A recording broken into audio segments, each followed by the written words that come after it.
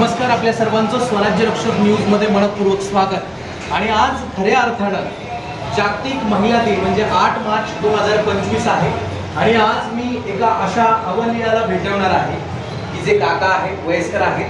त्यांनी काही काळ पिंपरी चिंचवड महानगरपालिकेत सेवा केलेली आहे आणि ते आता रिटायर झालेले आहेत।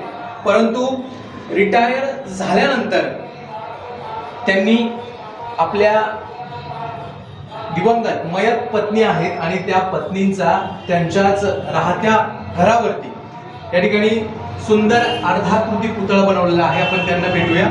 आपण या ठिकाणी आलो आहे। काका नमस्कार। आणि आपण त्यांच्या बरोबर त्या पुतळ्याकडे जाऊया।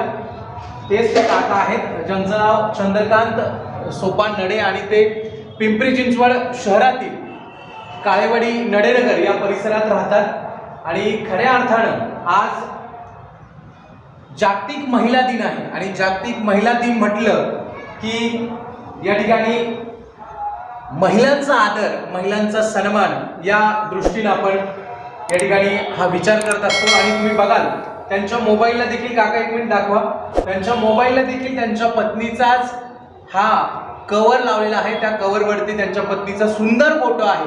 आणि खऱ्या अर्थानं आज जागतिक महिला दिन, मलाही वाटलं की माझ्या सगळ्या प्रेक्षकांना असं काहीतरी वेगळं दाखवावं। असं म्हणतात की बंगला किती मोठा आहे त्याला काही अर्थ नाही, बंगला किती मोठा आहे त्याला काही अर्थ नाही, बंगल्याला उंबरा जर असेल तरच अर्थ आहे। परंतु उंबऱ्यात जर 3 असेल तर सगळं काही व्यर्थ आहे।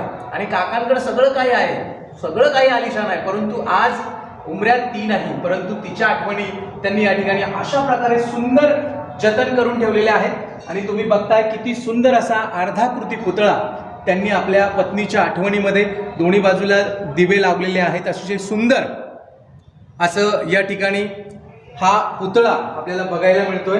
या ठिकाणी त्यांच्या तृतीय पुण्य स्मरणाप्रित्यर्थ या ठिकाणी या पुतळ्याचं अनावरण करण्यात आलेलं आहे। आणि स्वर्गीय सौ रंजनाताई चंद्रकांत नडे यांचा हा पुतळा आहे आणि त्यांचे हे मिस्टर श्री चंद्रकांत नडे त्यांनी हा पुतळा आपल्या पत्नीच्या आठवणीत बनवलेला आहे। काका इकडे या। आणि मला काका तुम्हाला प्रश्न विचारताना अतिशय मन भरून येत आहे की कारण आज जागतिक महिला दिन आहे आणि सगळ्या महिलांविषयी आजच्या दिवशी आदर व्यक्त केला जातो, परंतु तुम्ही आपल्या पत्नीला कायम ती स्मरणात राहावी, चिरकाल स्मरणात राहावी, तुमच्या सोबत राहावी यासाठी हा पुतळा बनवलाय। खरं तर मला तुमच्या जुन्या आठवणीत जायला आवडेल। तुमचं लग्न कधी झालं होतं आणि लग्नानंतर त्यांचा स्वर्गवास कधी झाला आणि तुम्हाला त्या सगळ्या गोष्टी कशा सुचल्या? तो लग्न आमचं झालं मे 1985, स्वर्गवास आत्ता झाला डिसेंबर 2001 मध्ये। खरं तर त्या काळी आमचा जन्मही नव्हता। तुम्ही इथेच थांबा। 2020 मध्ये खऱ्या अर्थानं। आणि मग तुम्हाला काय वाटलं की आपण आपल्या, खरं तर मी महाराष्ट्रात एके ठिकाणी विदर्भात एका व्यक्तीनं आपल्या शेतामध्ये त्याच्या पत्नीचा पुतळा बनवलेला आहे आणि तुम्ही घराच्या आय थिंक 3ऱ्या-4थ्या मजल्यावरती हा पुतळा बनवलाय। कसं वाटलं तुम्हाला हा पुतळा बनवा म्हणून? तर प्रेम तर सगळ्यांचंच असते बायकोवरती। आम्ही जेव्हा असं वेगळं राहत होतो त्यामुळं असं मला वाटलं की माझे आई, वडील, भाऊ, या बहीण, माझी पत्नी सगळं काय मला तिने सांभाळलं। एवढे आमच्या दोघांचे प्रेमाचे संबंध, प्रेम तर कोणत्याही गोष्टीचं हे नाही, जे असेल ते फ्रेंडली येतो सगळं। त्यामुळे असं वाटलं नंतर गेलो आता वर्षभर आजारी होते, भरपूर सेवा केली आमच्या मुलांनी, सुनांनी नाही का, भरपूर सेवा केली, ते शेवटी गेली। तुमचा प्रेमविवाह होता की घरच्यांनी लग्न ठरवलं होतं? नाही, घरच्यांनी लग्न सगळ्यांचे संबंध। मग त्यांचं नाव रंजना होतं, बरोबर? नाही, रंजना नव्हतं, वेगळं नाव होतं, नाव वेगळं होतं। हां, गोदावरी होतं। गोदावरी इकडं आलं मी नाव होतं ते तुम्ही हे प्रेमाने नाव त्यांचे पहिलं नाव वेगळं होतं, इकडं मी बघा। मग प्रेमाने वगैरे सगळे त्यांच्या तिकडचे घरचे समजा त्याला बायडाबाई म्हणायचं। बायडाबाई म्हणायचं। त्यांचं मूळ आडनाव काय त्यांच्या माहेरकडचं? तिकडं त्यांच्या वडिलांचं नाव होतं नारायण ससार। ससार आडनाव, सूजगाव, सूजबानेर, तिकडचं त्यांचं गाव सूज। आणि त्यांचं शिक्षण वगैरे काय होतं? त्यांचं शिक्षण 7वीपर्यंत। 7वीपर्यंत। आणि तुम्ही त्यांना मग प्रेमाने हात कशी वगैरे मारायचं? नाही, तर मी बायडेच बाहेरच म्हणायचं तर बायडे टाकतो काय ती सगळीच लोक त्यांची माहेर नाही, फक्त नाव बघा नाही आपण असं तुम्ही असं उभं राहा। हा हा. इकडे इकडे तोंड करून हा, नाव तर बदलले आपण, हा, पण ती लोक माहिती पाहिजे पण ती कधी कधी प्रेमाने पाहिजेच माहिती हा, काय हा.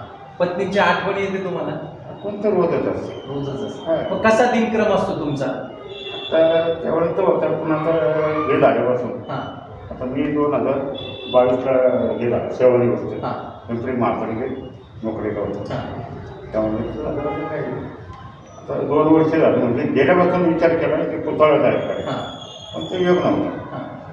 त्याला 3 वर्ष लागली, पण ते बनवायचं होतं. ते म्हणलं तर बनवलं तर चांगलं बनवलं, ते ब्रांचचा बनवून घेतलं. रामचा पुतळा. हां, म्हणजे एकदाच बनवायचं ते रोजच असते आपण. आणि मग तुमचे भरपूर बालमित्र असतील म्हणजे हा. तुमच्या वयात, ते तुमच्याविषयी काय सांगतात की बाबा यांचं बायकोवरती किती प्रेम होतं बघा? ते भेटतात आपल्याला. हां. हे त्यात कधी आता हे एवढा मोठा हार बनवला, हां. गप्पा गोष्टी चालतात हां. आपल्या. हां, काही नोकरीवरचे आपले कर्मचारी हां. मित्र आपले मित्र येतात. येतात, काही कार्यक्रमात लोक येतात, येतात. असं बी आपले चक्कर मारते. नातेवाईकांचे आपले मित्रमंडळी जास्त चौकशी करतात, 8-15 दिवसांनी फोन करतात, काय तब्येत वगैरे काय कसं काय सगळं विचारतात. खरं तर मला देखील हे एक नवीनच आहे की आपण आज महिला जागतिक दिन आहोत आणि प्रत्येकाच्या स्टेटसवरती अनेकांनी आपल्या आईला, बहिणीला, वहिनीला किंवा इतर आपल्या आवडत्या स्त्रीला आज जागतिक महिला दिनाच्या शुभेच्छा दिल्या आहेत. परंतु महाराष्ट्रात असं एकमेव किंवा असं एखाद दुसरं उदाहरण असेल की आपल्या पत्नीच्या प्रित्यर्थ तिच्या आठवणींच्यासाठी एखादा माणूस तिचा ब्रॉन्झचा पुतळा बनवेल आणि त्याची रोज पूजा अर्चा या ठिकाणी हा प्रत्येक क्षण हे आपल्या दिवंगत पत्नीच्या सोबत हे काका खरं तर व्यतीत करत असतात आणि खऱ्या अर्थानं त्यांच्या या प्रेमाला आपल्या स्वराज्य रक्षक न्यूजच्या वतीनं लक्ष शुभेच्छा आणि त्यांच्या पत्नीची, त्यांच्या पुतळ्याची, त्यांच्या इतर स्वप्नांची सेवा अशीच घडत राहो या देखील शुभेच्छा. धन्यवाद.